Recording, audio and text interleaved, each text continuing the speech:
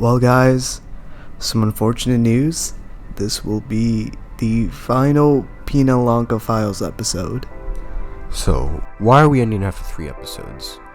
Unfortunately, we used some terms in the last episode that Joe Rogan, I guess, uses in his podcast, and he's suing us for it. We can mourn, we can cry, we can hyperventilate a little bit, but at the end of the day, we have a podcast to record. My name is Leyton. My name's Therun. Cue the intro.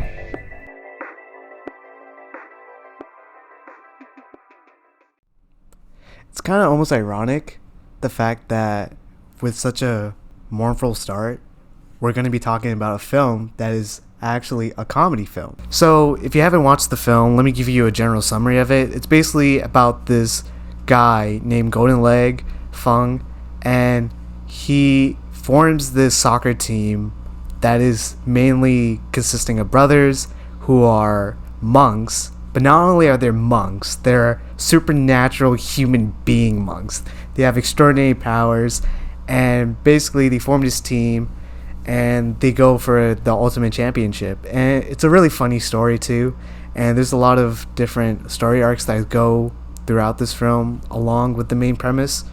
And one of them is of a love interest as the main soccer player, Mighty Steel Leg. He has his love interest named Mui. And along with this, there's also another plot line, which is that Golden Leg Fung creates his team out of spite of this boss who kind of controls the soccer company of like China. And they used to be, I think, former teammates or rivals. Yeah, they were rivals, and like 20 years ago, Golden Leg, he misses, I believe, a penalty kick that allows the other team, which is the former player who's now the coach of this evil soccer team, was on. And sort of, he has a bone to pick with him, essentially. And this soccer team that he forms is kind of his way of getting revenge for that. Spoiler alert, the two teams, the one coached by Golden Leg and the one coached by that evil guy, meet in the championship for this soccer tournament. Not going to spoil the ending, but, I'd suggest you watch it. It's probably like $3 on Amazon, Give Jeffrey Bezos some extra money. Why not? It's lots of slapstick, it's... If you're 12, you'd probably love it. If you're 20 like me, you'd probably still love it because your humor hasn't really evolved yet.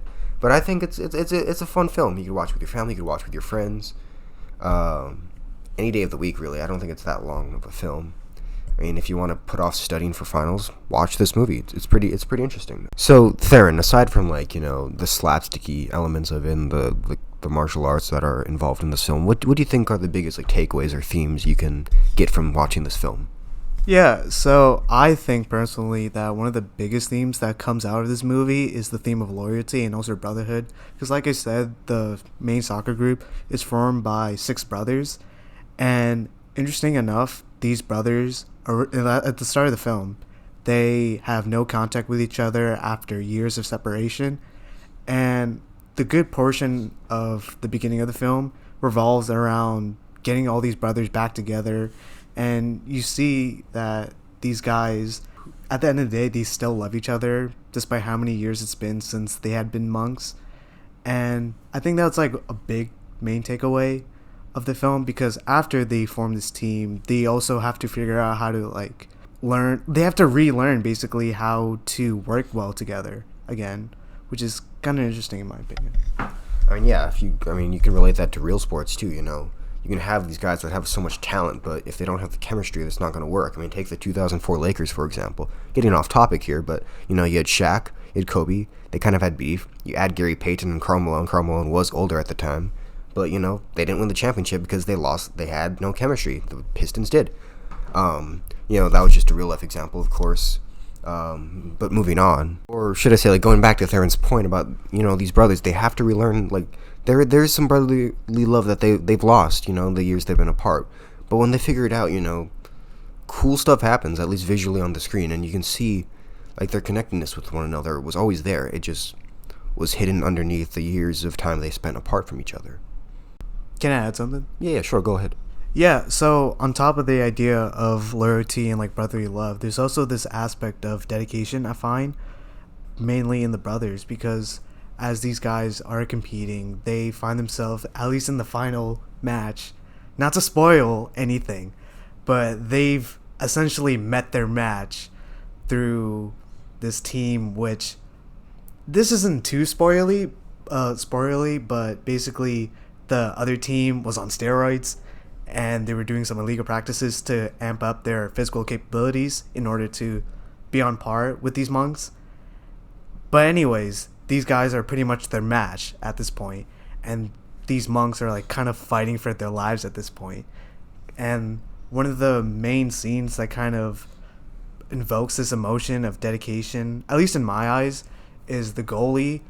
As in this one scene, basically his hands get like burnt to a crisp, and basically all his clothes fall off. And it's supposed to be like a comedic, like a joke, you know, like this guy's kick was so hard that it blew his clothes off. And it's supposed to be funny, but it's also this aspect of like dedication of like, I am willing to sacrifice my hands for the sake of like winning, and not just for my own sake of winning, you know. There's also that understanding of like, I am doing this for a team, for these people, and for like what this team like stands for.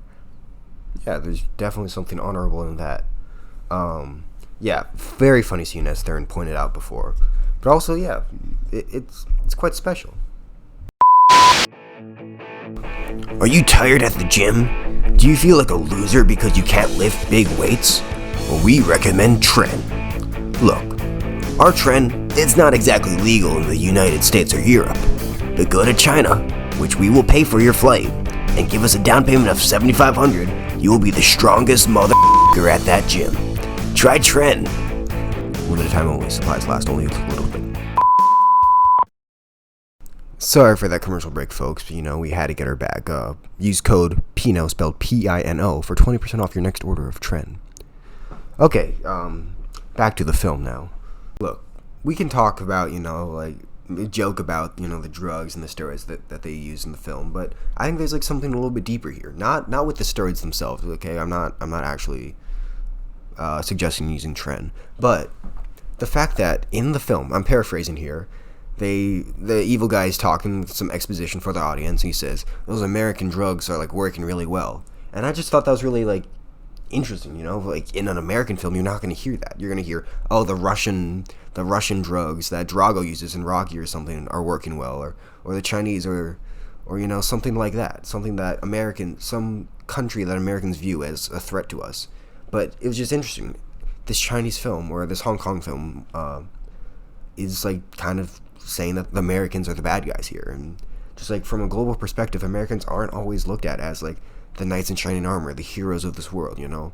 We're viewed as unclassy, selfish, greedy. We love our oil, you know. And I just thought that, you know, it kind of made me realize, like, oh shit, like, you know, America isn't necessarily number one in everyone's eyes. And yeah, to your point, I find that this is almost humbling in a way to see a film view America in a very bad light, and it's kind of interesting. And to that point, I also find it interesting how this film is kind of almost a representation of like Chinese culture and humor, and I think it very much sticks to that, very much so. And it's like, first off, the humor itself, and then also its cultural aspects too. I mean, we talk about the monks, you know, these are very traditional Chinese monks, and like in the film they do at some points wear like the traditional like orange robe and stuff. And I kind of, based on like what you said stuff, it kind of made me feel and think as if this film kind of represents China and its culture in a very nice and positive light, which, you know, coming from the last movie we talked about, Post-Truth World, it kind of does almost a complete 180 in that this film sheds like a nicer light to China as opposed to Post-Truth World, which shows it as more of a negative. Look, unfortunately, there is no Rory Corner today. Rory's off and about doing great things. But, I mean, I think that's kind of like the best way to end this. You know, I really enjoyed this 3-episode journey. Fortunate about the lawsuit, of course. You know, can't hire Harvey Specter. He's a fictional character. Can't even hire Mike Ross. He's also fictional. It's the same show. What am I saying? Anyways, I hope you guys enjoyed listening to this podcast. You know, It's been quite a ride. My name's Leyton. My name's Therun. Cue the outro.